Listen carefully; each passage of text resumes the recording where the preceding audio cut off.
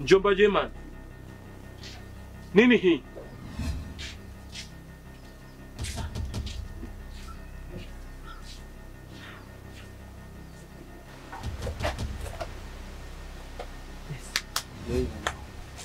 Twenzetu.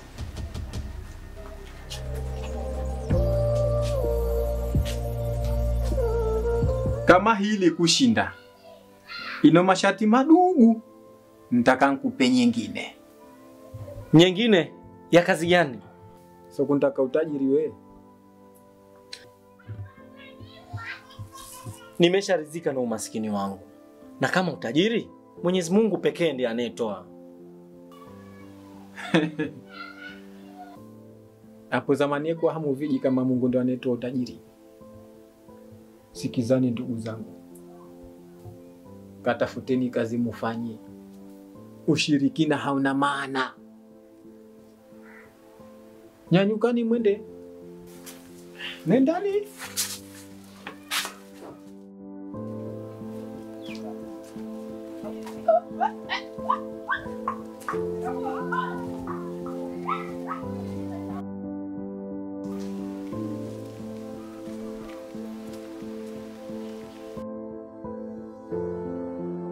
Jayman. Asma, tuna shida na wewe jioni, tukutane bichi.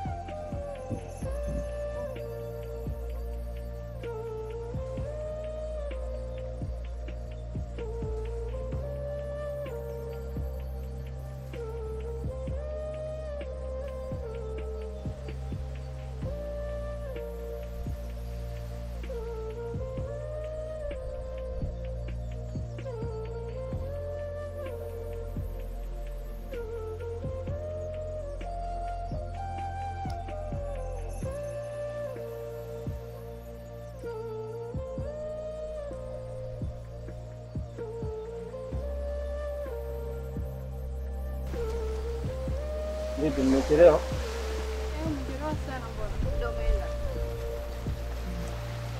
Unajua wakati nakuja huku njiani kuna changamoto fulani hivi zimenitokea, kwa hiyo hakuna tatizo lolote kwa sababu ni vitu tu vya kawaida.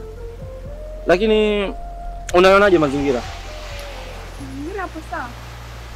Okay, mimi ningependa kidogo tutase sehemu tutulie kidogo tukae angalau tupate upepo, kwa sababu tukisimama hivi watu wanasema kusimama ni nusu ya kuenenda. Kwa hiyo tunaweza tukakaa hata pale. Okay, sawa. Okay.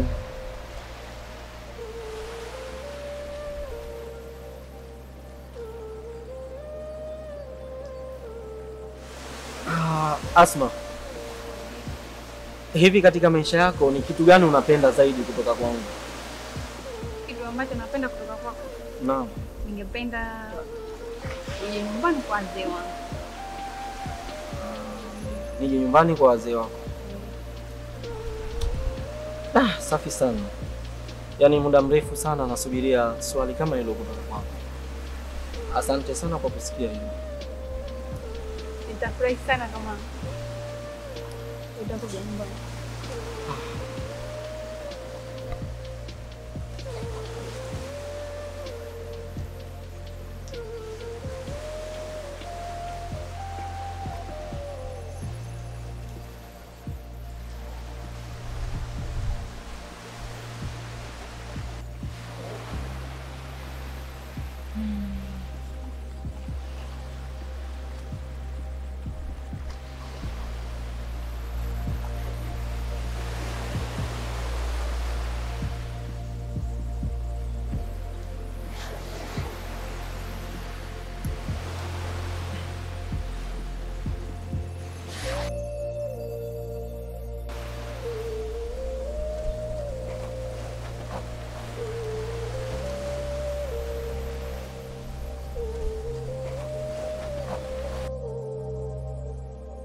swala lishakaa sawa hili.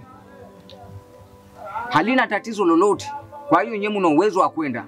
Na kitakacho ujiri chochote nitawapigia simu. Wajua tena ndoa hizi bwana. Watoto hao. Sawa, nashukuru mzee. Kwa sababu wajua tena ndoa za siku hizi vijana wenye wao wakubaliane. Ndio. Kwa hiyo kwa vyote utatueleza. Nitawapigia simu, hakuna litakaloharibika. Hakuna shida yoyote. Au vipi mkuu mwenzangu? Hakuna tatizo kwa vile nyinyi watu wazima mshajenga, kwa mimi sina shaka. Basi sawa, una uwezo wa kwenda. Aisha. Okay.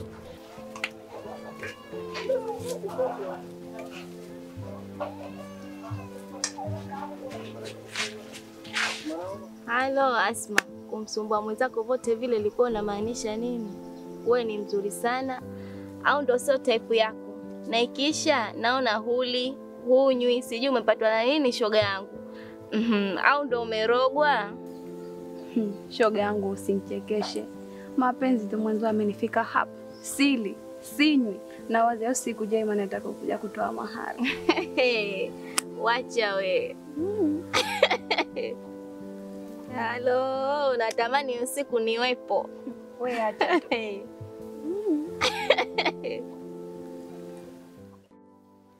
Sasa mshikaji wangu, na sio kama kila kitu unachokifanya, unachokificha unaenda kufanikiwa. Hivi wewe unaweza kufanya jambo bila kumshirikisha mtu wowote? Wewe umemuona nani kafanya harusi yake baadaye kaificha? Au ushasahau ule msemo wanaosema mambo na watu? Hivi wewe ushafuta bangi au? Kwa sababu naona unaongea masuala ambayo hata mimi siyajui. Hivi mimi nimekuficha nini wewe? Kwani umefahamu nini? Hebu niambie. Sisi tunajua kama wewe unaenda kuoa. Sisi habari tunazo. Uendelea kutuficha tu, lakini habari sisi tunazo. Sawa, basi poa. Hamna shida. Ila nadhani tutazungumza usijali. Sawa. Lakini mambo unayofanya si vizuri hata kidogo, kwa sababu sisi ndio washikaji zako. Wapaswa tuambie mambo kama hayo. Sawa, sio tatizo. Ila mimi siwezi kukuficha wewe kitu chochote kile, kwa sababu unajua wewe ni rafiki yangu wa karibu na tunatoka mbali. Lakini sawa. Mimi nadhani niache wewe uende. Poa.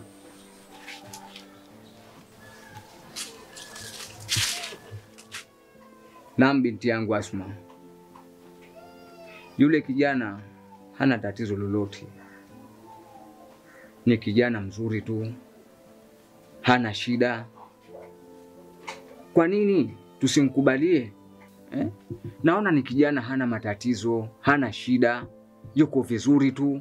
Hapo zamani nakumbuka kuwa. Lakini baba. Naam mwanangu. Mimi sina kipingamizi chochote katika hili na nimefurahi sana. Na hata mimi sina kipingamizi chochote. Kifanywe tu kilichopo. Sawa baba. Asante.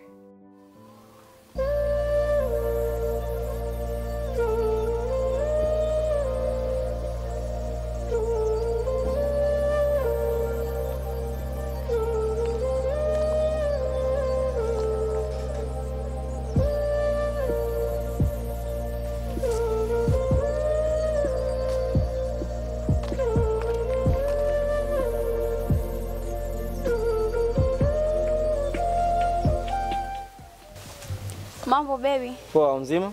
Mzima. Naam, leta habari. Sasa wakati baba ananipa taarifa hii, nimefurahi sana.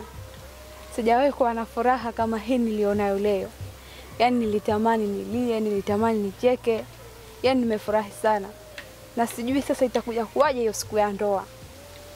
Hata nisipokula chakula, nisipokunywa maji, chengine ni taarifa nzuri nilopewa na baba yangu kuhusu wewe kuja kuzungumzia hili swali la ndoa.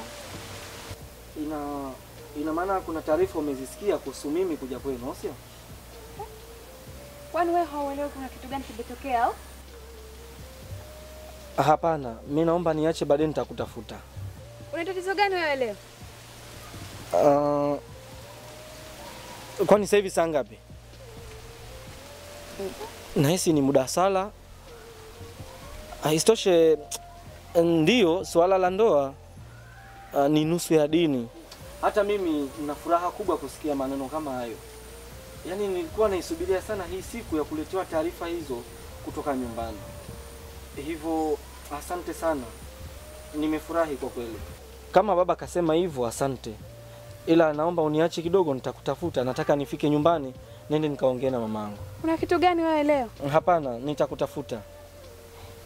Mbona haupo sawa? Nitakutafuta.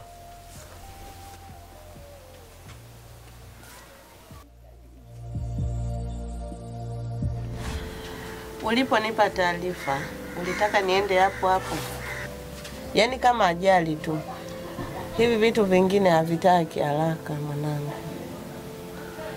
Nimepanga wiki ijayo nionane na baba yake Asma. Kwa hiyo usiwe na hofu mwanangu. Eti nisiwe na hofu. Wiki ijayo. Hivi mama, hili swala unalichukuliaje? Mama, ukiniambia wiki ijayo, mimi nahisi kama utanifelisha. Kwa sababu wenzetu wameshaenda tangu juzi. Juzi? Ni akina nani hao walioenda juzi? Nahisi mapenzi mwanangu, umeanza kuchanganyikiwa, si ndio? Eti mapenzi. Mama, mimi bado sijachanganyikiwa. Bado nina akili zangu timamu mama. Na labda mama nikwambie kitu. Sasa hivi sisi tumeshachelewa. Isipokuwa sasa hivi labda wewe uende. Na si kwa ajili ya kulipeleka hili swala. Uende kwa ajili ya kufanya uchunguzi. Ni nini kinaendelea mpaka sasa? Huenda tutapata njia, sisi tutajua tupite wapi. Sawa mwanangu. Madhali mimi mama yako niko hai, hapaharibiki kitu. Nitamtuma mjomba wako, ataenda atalishughulikia hili swala. Kila kitu kitakuwa sawa. Ondoa hofu mwanangu.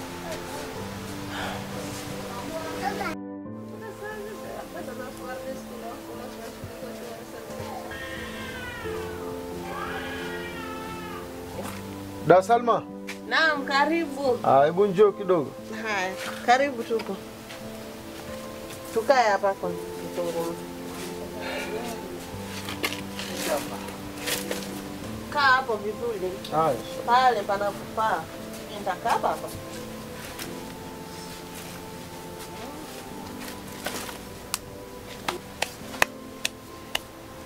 Karibu tupo ndugu yangu. Sawa dada. Mie nimekuita hapa. Kuna sehemu nataka nikuagize. Sehemu gani dada? Mbona unanitia hofu? Wala sikutishi. Tena ondoa wasiwasi. Hili jambo sio baya na wala si la kutisha. Hili jambo ni la heri kabisa. Kijana wetu Jayman anataka kuoa. Jayman? Anadhani dada, hili swala si katika baya. Ni swala zuri kwa sababu ndoa ni nusu ya dini. Na kwa sababu ameamua kitu kizuri, dada, ili tuko pamoja. Kwa hiyo nitaka uende kwa mzee Simba ukazungumze naye ili jambo tuliweke sawa. Kama leo Jayman mjomba wangu kaamua kutafuta mke, si jambo baya, ni jambo zuri. Kwa hiyo kwa hilo dada, na kutoa hofu, toa wasiwasi, nitalisimamia na nitalishughulikia inshallah. Ni kweli. Maana hili swala litakiwa liende kama lilivyopangwa. Yaani kijana yule akirudi tu hapa hanipasua kichwa kila siku, mama nataka kuoa. Mama nataka kuoa. Yaani hapa akifika tu swala ni hilo hilo. Kwa hiyo naomba ujitahidi kaka yangu. Kila kitu kiende kama kilivyopangwa. Kwa hiyo naomba ujitahidi kaka yangu. Toa shaka dada. Sawa. Nitajitahidi. Karibu ndani. Basi haya inshallah. Haya.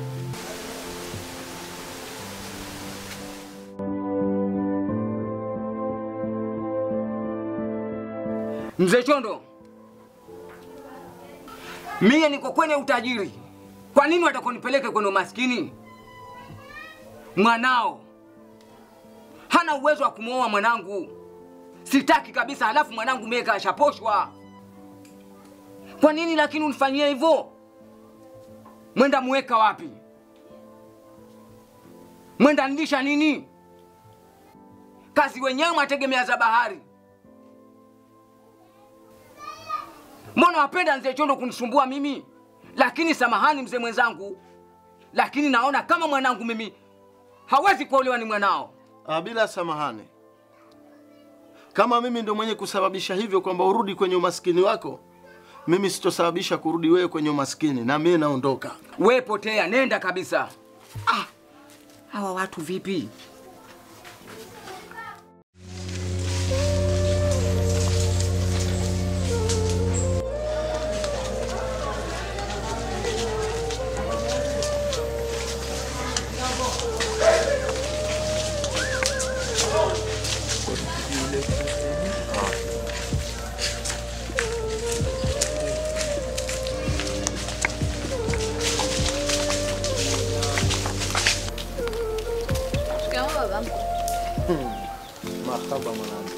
Hivi unajisikiaje kunita babankwe? Najisikia vizuri. Kwani kuna kitu gani kimetokea? Yaani leo itakuwa ni mwanzo na mwisho mimi kunita babankwe wako. Kwa nini bamkwe unasema hivyo? Kwa sababu hivi unavyoniona mimi narudi kwenu kwenda kulizungumza swala zima lako wewe na Jayman. Baba yako amenitukana matusi ya lana, matusi ya nguoni. Amenizalilisha sana kama mtoto kwa sababu ya kumpelekea taarifa yako wewe na Jayman. Kwa hiyo kwa heri. Lakini baba ndio hivyo.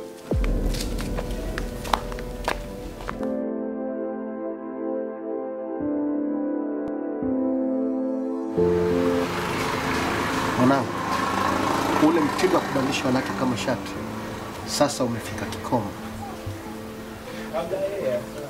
Nikisha kupa mke, kwa sababu mke si lele mama, unatakiwa ufanye kazi kwa bidii na juhudi kubwa sana mwanangu, na uwe kijana mzuri mwaminifu sana. Nadhani unanifahamu. Sawa baba, nimeshakuelewa.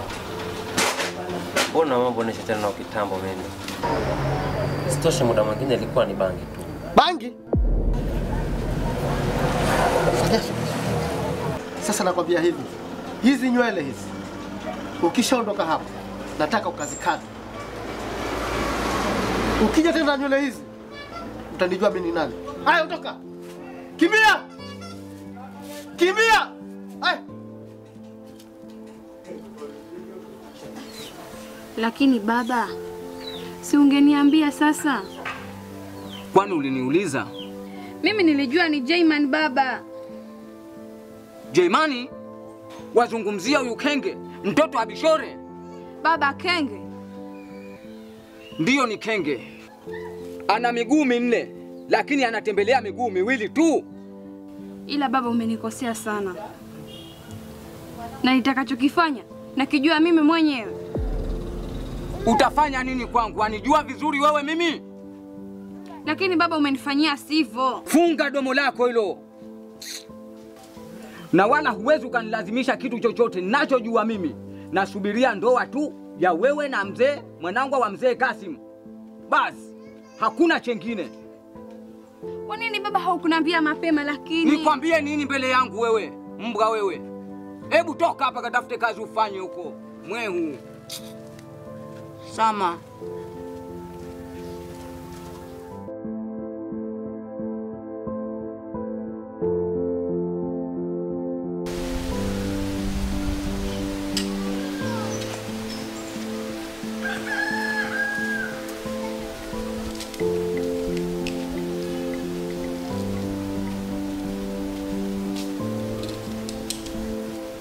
Mzee. Asalamu alaykum mzee. Wa alaykum salaam bwana, habari? Salama tu. Kwema? Kwema kabisa, alhamdulillah. Bwana, jambo la kheri kwenda kikheri, kwani huu mguu unaoona hapa nilikuwa naja kwako. Kuna tatizo gani? Hakuna usalama. Kuna mtu ameanguka mkarafua amegongwa na gari? Hapana. Yule mwanamke mliyekwenda posha yule ni mamkuta na Jeimani. Na Jeimani si mtu mzuri. Kiambo kizima kinamwelewa Jeimani.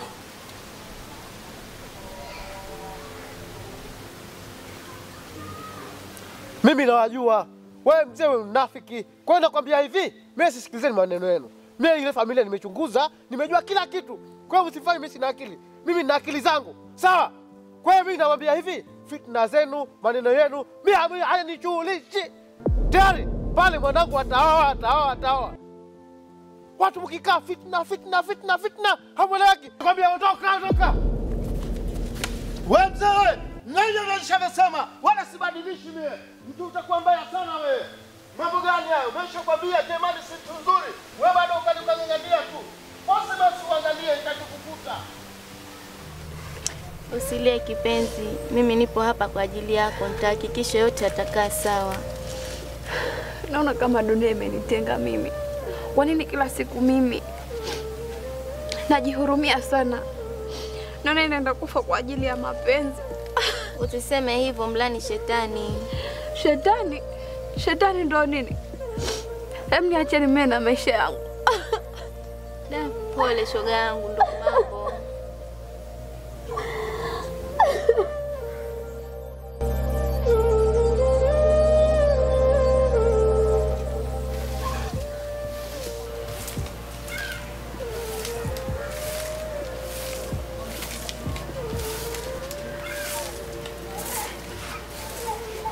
Mama. Karibu mwanangu. Umeona sasa? Si nilikwambia mama. Nadhani mmeenda kujionea kwa macho yenu mawili. Sasa tunafanyaje mwanangu? Mimi sina wazo lolote mama. Nimechanganyikiwa kwa kweli. Lakini niache. Huenda baadaye nitapata wazo lolote. Kapumzike mwanangu. Taangalia nini cha kufanya.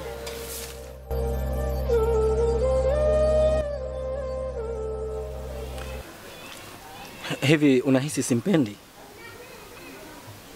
Hapana. Sijawahi kumchukia hata siku moja. Msimamo wangu bado uko pale pale. Ndoto zangu mimi ni kumuoa mwanamke mzuri ambaye nampenda katika maisha yangu. Na mwanamke yenyewe ni Asma. Hakuna mwingine yoyote zaidi yake. Najua, ila maneno hayatoshi, inabidi ufanye vitendo. Kwa sababu muda wote tunaweza kumpoteza. Mimi mwenyewe sifanyi yangu kwa ajili yake.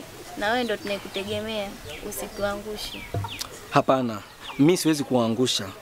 Kwa sababu kama nitawaangusha nyinyi, ni sawa sana najiangusha mimi mwenyewe. Nitafanya juu chini mimi Asma niweze kumiliki awe katika mikono yangu. Nimefurahi kusikia hivyo shemeji yangu.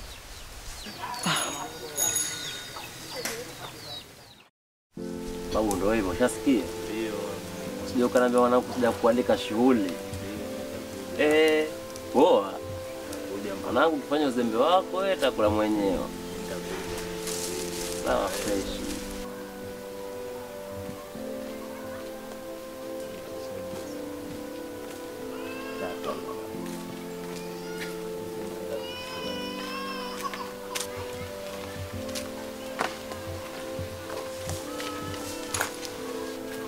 Nisikie ombi.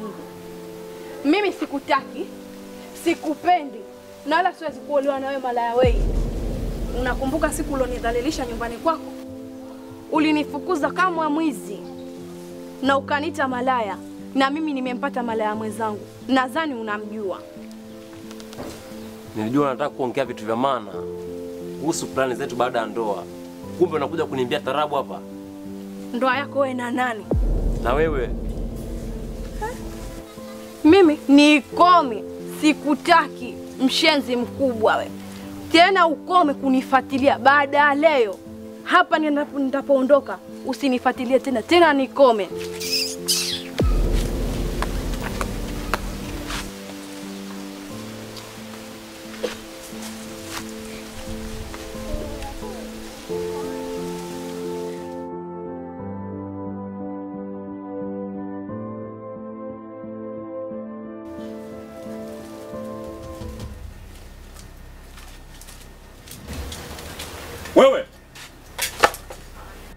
Wewe na mwanao Jayman nyote ni kenge. Kwanza hamunitishi kwa chochote, na hata ingalikuwa mnanitisha nisingaliogopa. Unaona mkono huu? Kama nitakupiga nao kwenye uso wako, hutobugulika na mdomo wala pua. Tena mwambie mwanao Jayman, ikiwa anajipenda achane na Asma. Usifanye hivyo mwanangu. We, mimi sio mwanao. Tena ukome kuita mimi mwanao. Shafahamu? Unaweza kunizamia wewe? Tena kwa leo iwe mwanzo na mwisho mimi kunita mwanao. Kenge.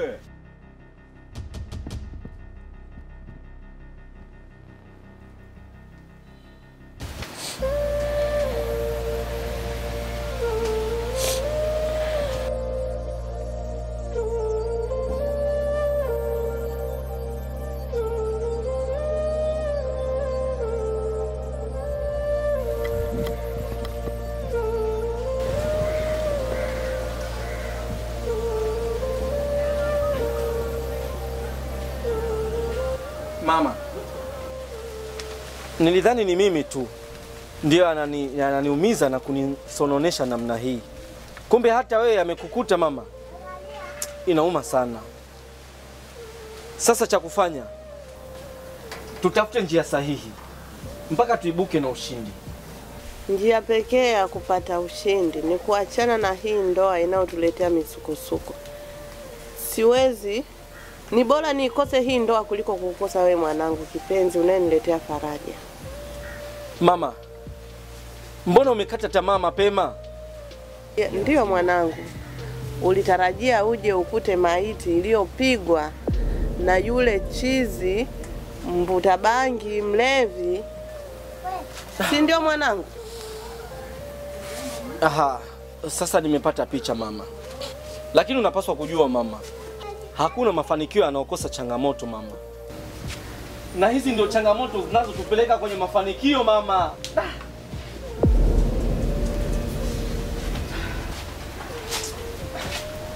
Wewe ni kama nani unanifuata mimi? Haya mambo ni ya watu wazima, tukae na watu wazima tuongee. Lakini ninavyokuambia mimi, na kuomba, natema mate, uhakikishe yasije yakakauka iwe kushaondoka hapa kwangu. Sikiliza mzee. Mimi nitaondoka. Lakini mpaka nitakapokuambia ukweli. Na si kwa sababu ya mate kukauka. Nyinyi wazee baadhi yenu ndio sababu kubwa ya kuongezeka kwa wajane kila siku. Akitokea mtu mwenye pesa nyingi, mali, magari, huyo ndo mkwe bora kwenu. Mnahisi ndio mwisho wa umaskini. Wanawake hawahitaji yote haya. Wanachokitaka ni mapenzi ya dhati. Endapo ukinilazimisha Asma kuolewa na mwanamume asiyempenda, utajivua nguo mwenyewe na kuondoa heshima yako. Maana kitakachotokea ni Asma kurudi nyumbani akiwa mjane. Tungane kwa pamoja kupunguza idadi ya wajane. Mimi nahisi tukiwa pamoja hili jambo linawezekana. Wewe nenda tu bana, huwezi ukanipangia vovote vya kufanya kuhusu mwanangu. Wewe si mpumbavu tu. Wewe nenda, hayo maneno hata kwenye kanga yamo, wewe nenda.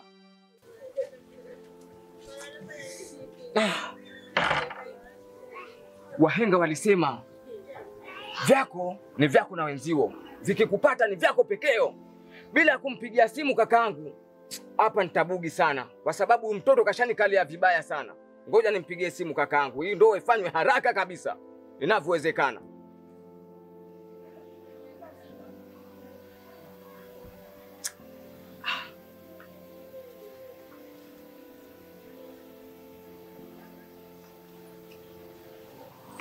Halo. Mambo vipi? Kaka, mambo vipi? Sasa ninachotaka mimi unisikilize kiumakini sana. Kuna mtoto wa Bishore. Naona huyu mtoto anataka kunivua nguo. Kwa hiyo nataka hii ndoa ifanywe haraka haraka. Na nisha kukopa vitu vya watu kwa sababu nataka hii shughuli ifanywe haraka inavyowezekana. Kwa hiyo ninachotaka mimi, basi hii ndoa bana ifanywe haraka haraka kama ndoa ya Nkeka vile. Basi sawa, haina shida.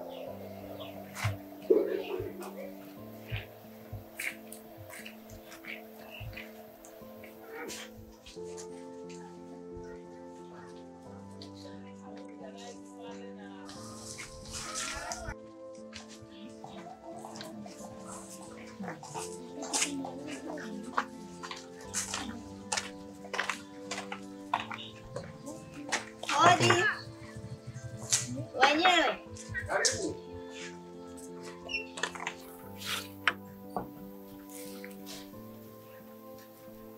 Inkuwa uzuri kuja. Kwa sababu nahamwa wewe kweli. We huna urafiki, huna mavi. Kumbe lengo lako wewe mwanangu asiolewe, uolewe wewe. Lakini nakwambia hutaolewa na hutaolewa ng'o. Halo, sijawahi kukuvunjia heshima kabla, ila hivi tunavyokwenda inalazimika iwe hivyo. Unadhani mimi ni kama wewe? Niache mapenzi ya dhati nifanye ndoa kama ajira, na hivyo tunavyokwenda hiyo ndoa itakutokea puani. Muangalie vile mtu mzima ovyo. Sasa subiri dakika mbili tu ndakuchukulia mume, maana wewe mume yumo humu ndani.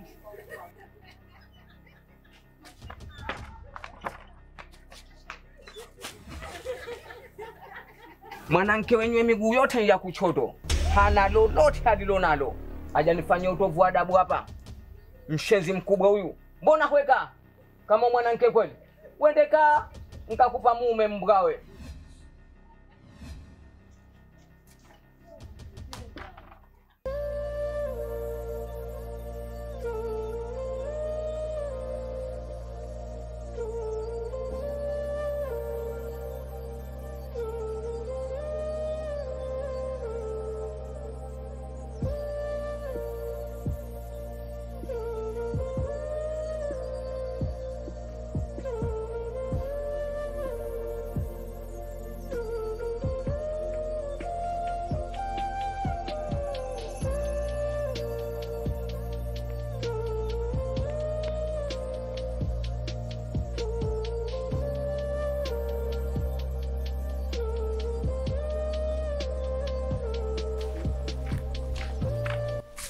Zuena, hapana, lazima itakuwa kuna jambo.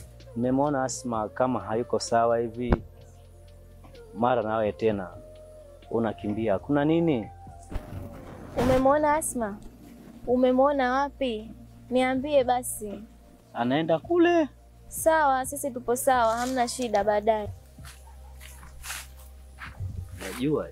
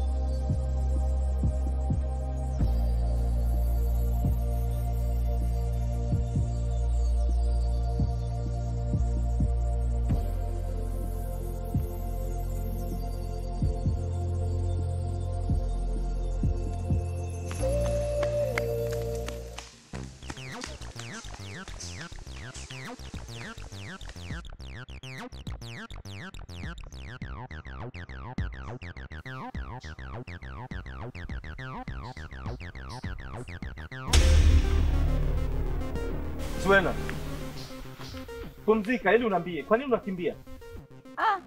Nipumzike ili ajinyonge. Ajinyonge? Ndio. Nani? Asma. Asma, mama yangu. Hapana, hichi kitu hakitowezekana. Unaenda wapi? Ni huku.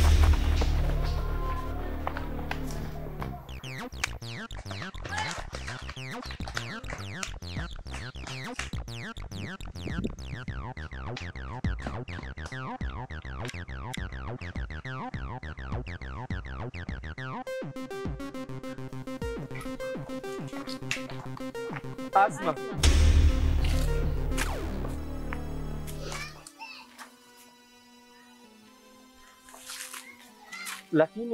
Lakini nini? Unaweza kuniambia Jayman yupo wapi mtu alokuwa akinipenda na kunithamini, alokuwa akinitetea hata kama kosa nafanya mimi? Yuko wapi Jayman? Mimi si nipo. Hapana, so wewe. Kama ingelikuwa wewe upo, mimi nisingefikia kutaka kujitoa uhai wangu na kumwaga machozi yangu. Asma, lakini Asma, unasemaje Zuena? Umemwona Jayman kama ni msaliti? Ndio. Zuena, niache niongee Jayman. Wewe ndio ni msaliti. Umemsaliti mama yako aliyekukataza kuwa karibu na Asma. Baada ya kukosa kipigo kwa yule mshenzi king'ang'anizi wa ndoa, je, huo sio usaliti? Naomba utoe kilichomo ndani ya mfuko wako.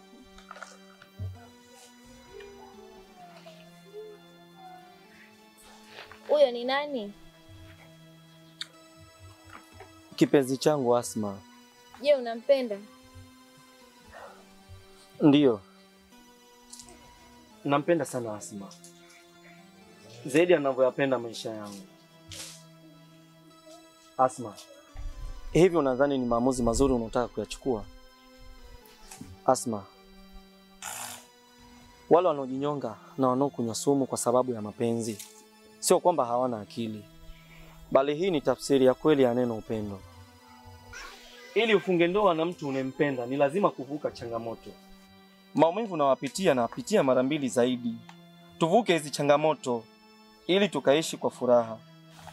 Kujinyonga au kunywa sumu sio suluhisho, isipokuwa ni kuacha historia mbaya na kujiandalia mazingira magumu huko tunakoenda. Na hii ni dhambi kubwa ya kudhulumu nafsi. Asma, nipo tayari kupambania penzi letu mpaka kufikia malengo. Hata mimi nipo tayari pia. Hongereni sana, na mimi nitajitahidi nitawasaidia kwa njia rahisi.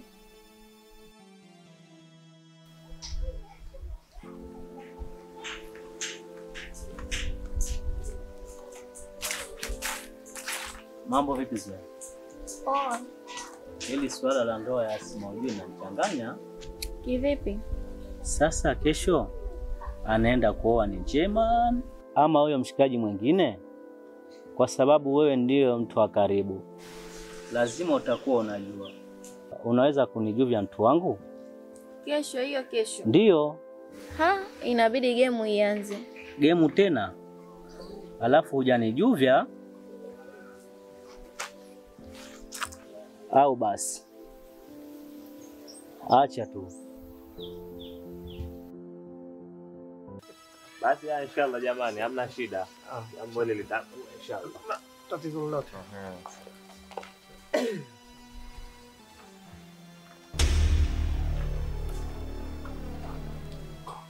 Ni nini hichi ninachokiona kwenye macho yangu? Amba kweli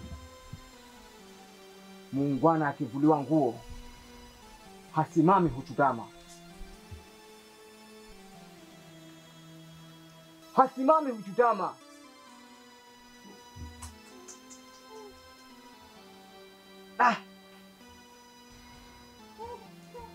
Lakini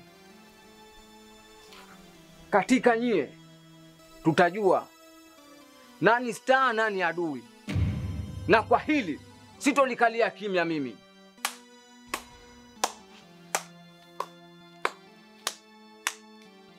Unafuata nini na wewe hapa?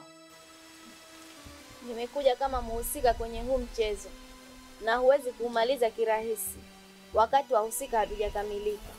na nilikuletea sasa ni Star, na huenda wewe ukawa ni adui mkubwa. Yuko wapi huyo Star?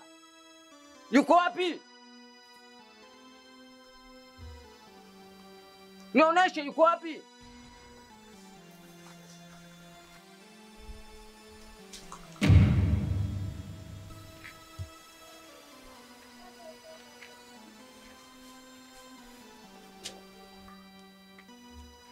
Baba, kuna kitu gani kinaendelea?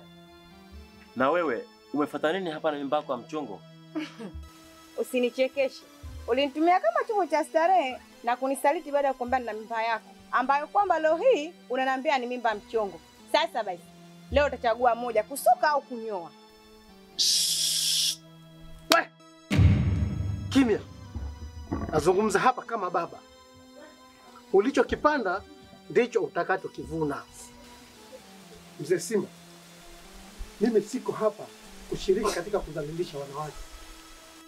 Isitoshe, kumpa ujauzito mwanamke nje ya ndoa ni kosa kisheria au ni udhalilishaji kabisa. Na vile vile kumwozesha msichana mume asiyompenda pia ni uvunjaji wa sheria. Kwa hiyo sasa leo nataka nitoe mfano kwa mwanangu, jamii ielewe kwamba basi hapa hatuko kwenye uwanja wa vita, tuko kutafuta suluhu tu, na jambo kushalimaliza kama atavuna alichokipanda. Sasa mwanangu, mtazame, mke wa kwanza nitakuozesha mwanamke uliyomkia ujauzito mpaka atakapojifungua ndio tutafanya harusi, na mke wa pili nitakuozesha mtoto wa Mzee Simba.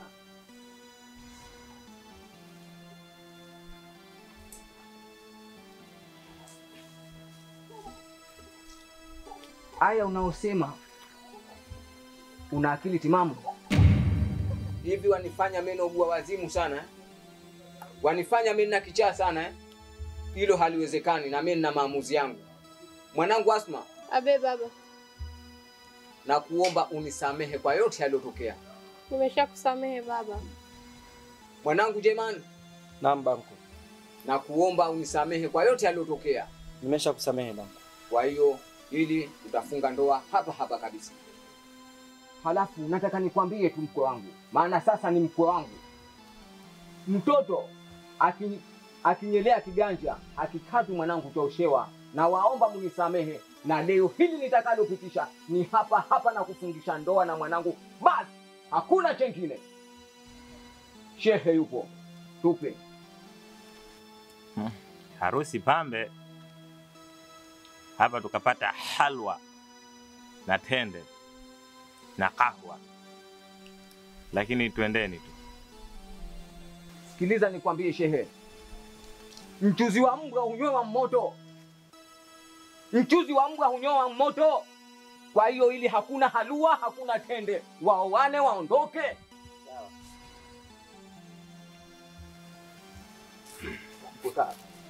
Kaa hapa.